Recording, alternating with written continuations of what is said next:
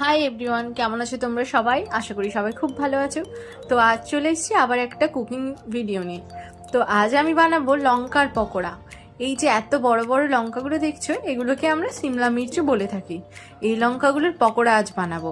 এই লঙ্কাগুলো খুব ঝাল হয় না, ক্যাপসিকামের মতনই গন্ধ হয়। আগে যখন মোবাইলে ভিডিওতে দেখতাম লঙ্কার পকোড়া খাচ্ছে, তখন ভাবতাম লঙ্কার পকোড়া এত ঝাল লোক কী করে খায়। তারপরে যখন নিজে বানালাম দেখলাম যে ঝাল নেই, কিন্তু অসাধারণ টেস্ট হয়। সে কারণে একবার নিজেই বানিয়ে ফেললাম এক্সপেরিমেন্ট করার জন্য। তো প্রথমে আমি এখানে বেসন নিয়ে নিয়েছি, আর নিয়ে নিয়েছি সামান্য কর্নফ্লাওয়ার। আর এরপরে একসাথে অ্যাড করছি আমি লঙ্কা গুঁড়ো, হলুদ গুঁড়ো, যেগুলো আমরা পকোড়া বানাতে মশলা দিই সেরকমই এক্সট্রা, খুব একটা বেশি কিছু লাগে না, এক দুটো অ্যাড করেছি। যেমন এখানে একটু জোয়ান অ্যাড করতে হবে, আর আমি সামান্য চিনি অ্যাড করেছি, আর সাদা তেল। তো এরপরে আমরা এই মিক্সচারটাকে ভালো করে মিক্স করে নেব। লাস্টে আমি অ্যাড করেছি সামান্য খাবার সোডা, আর স্বাদ মতো নুন তো আমরা দিচ্ছি। আর এখানে আমি সামান্য ধনে গুঁড়ো অ্যাড করেছি। ধনে গুঁড়োটা অপশনাল দিতে পারেন, কিন্তু টেস্টটা খুব ভালো হয় দিলে। তো এরপরে আমি ভালো করে মিক্স করে নিচ্ছি।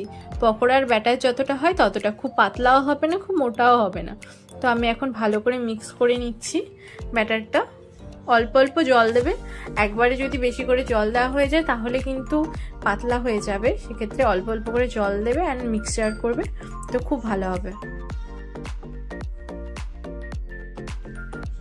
তো ভালো করে কিছুক্ষণ ধরে আমি এই ব্যাটারটাকে ফেটিয়ে নিচ্ছি। ভালো করে যত মিক্স করবে পকোড়াটা খেতে ততটাই টেস্টি হবে।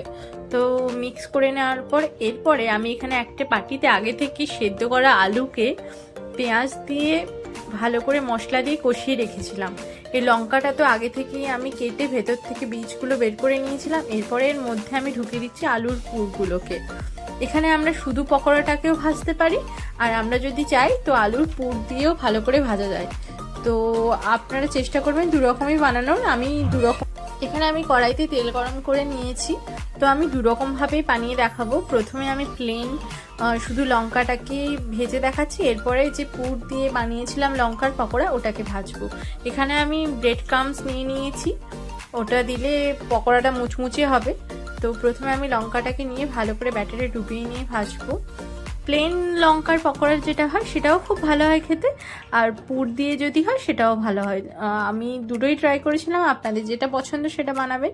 যদি টাইম থাকে তো পুর বানিয়ে বানাবেন, না হলে প্লেনটা বানাবেন। দেখুন আমার ভাজা হয়ে গেছে, লাল করে আমি ভেজে নিয়েছি। এরপরে এভাবে একে একে আমি সবগুলোকে তুলে নিয়েছি। এরপর যেটা আমি আলুর পুর ঢুকিয়ে যে লঙ্কার পকোড়াটা বানিয়ে রেখেছিলাম ওটাকে ফ্রাই করব।